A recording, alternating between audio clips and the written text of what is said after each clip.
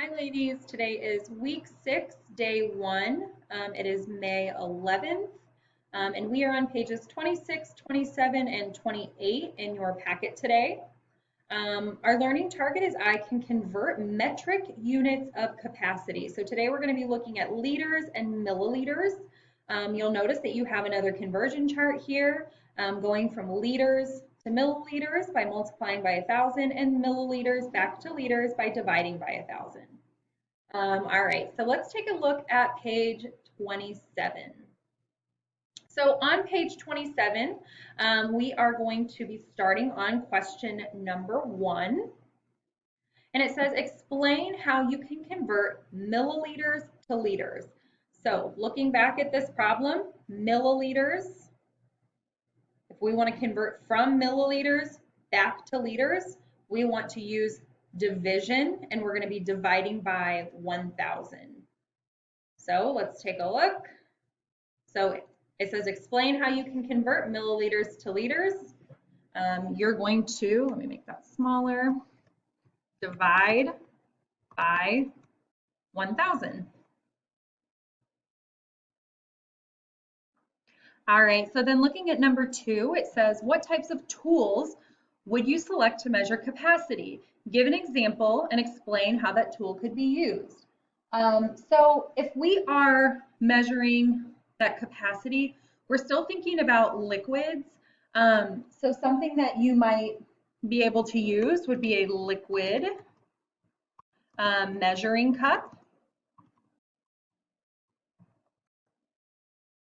Oh my goodness, M-E-A-S-U-R, measuring cup for cooking.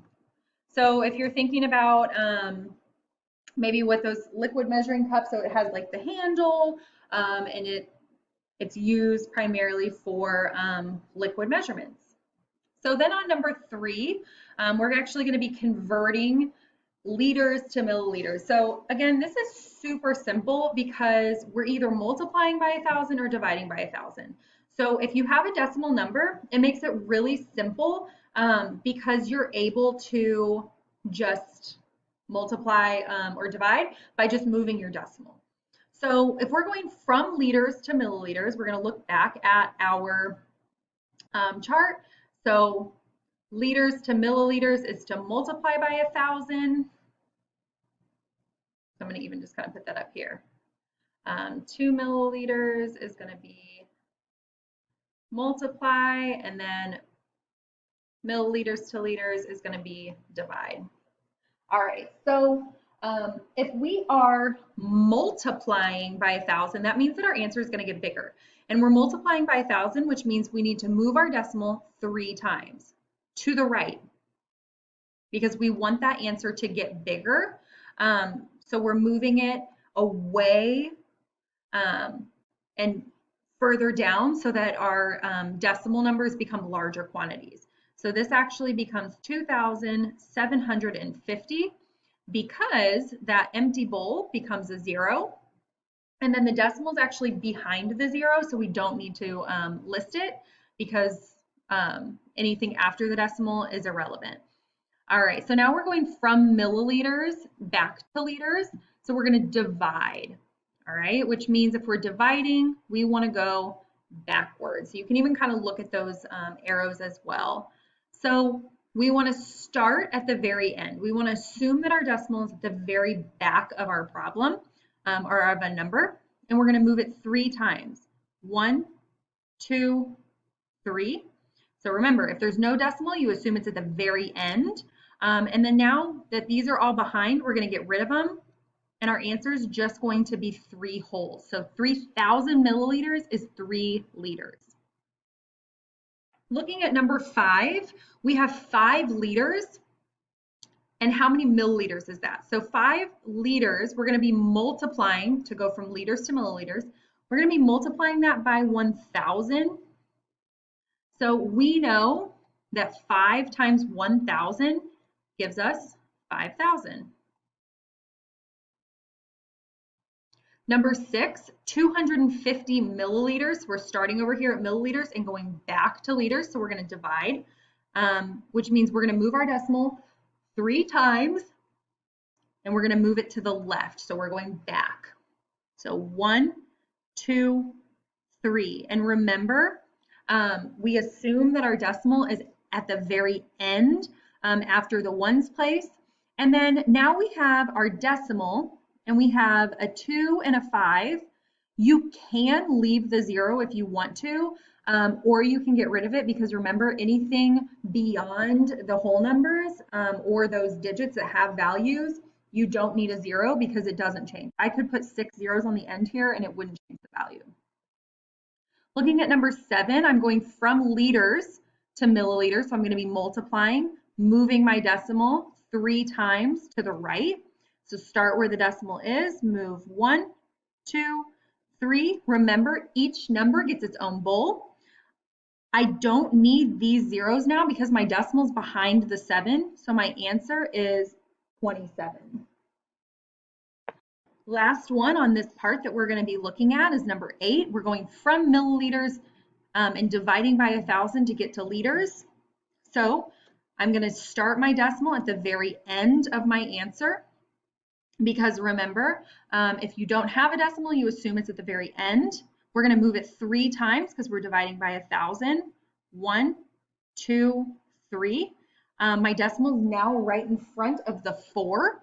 So these zeros behind the 4 no longer are relevant, but my decimal now is before the 4. So that 4 is now, instead of 400, it stands for 4/10. All right, so down below, you're going to be using either that multiplication or division, either multiplying by 1,000 or dividing by 1,000. Remember, if you're going from liters to milliliters, we're going to multiply. And if we're going from milliliters to liters, we are going to be dividing. Again, you still have that conversion chart on page 26 that you can refer to as well. So numbers 9 through 20, you're either moving your decimal, multiplying a whole number, or dividing. Remember, if there are no decimals, you want to make sure that you either add a decimal or you're just multiplying by 1,000. But for instance, on number 13, we're going from milliliters back to liters, so we're dividing. So you want to make sure that you add that decimal in. You don't start at the comma. You want to start at the decimal and move 3 times. 1, 2, 3. Also, if a number has a comma to begin with and you no longer need it, please eliminate it, because this should not be 3,7. It should be 3.7. Okay, so you want to eliminate any commas if they are no longer needed.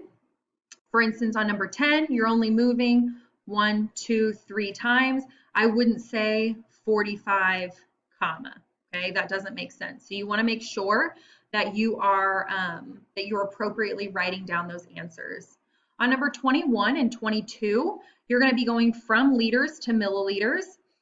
So basically, from liters to milliliters, we're multiplying by 1,000.